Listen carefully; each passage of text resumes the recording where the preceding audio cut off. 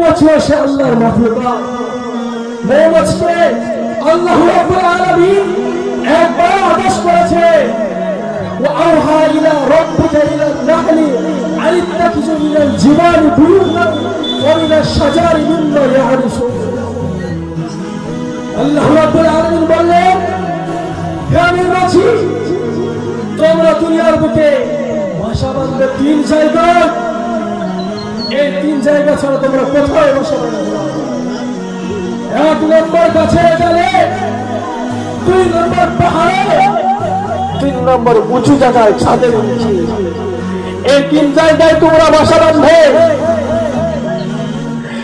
কিন্তু মৌমাছিকে একবার আদেশ করা পড়বে, ওরা সৃষ্টির শুরু থেকে নিয়ে সৃষ্টির শেষ পর্যন্ত তারা এই তিনটি জায়গা ছাড়া কোথায় বাসা বাঁধবে না।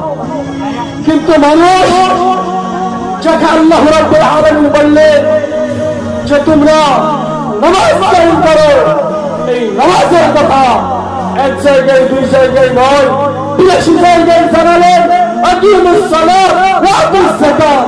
হে বান্দা, নামাজ কায়েম করো, নামাজ কায়েম করো। আজ আমরা নামাজ কায়েম করি না।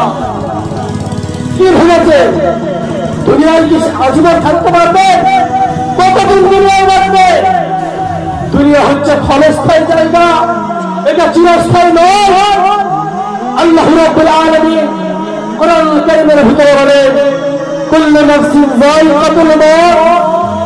দুনিয়ার বুকে যারা এসছে একদিন না একদিন তাকে মৃত্যুর স্বাদ ছাড়তেই হবে। দুনিয়া ছাড়তেই হবে। দুনিয়া ছাড়তে মন চাইবে না।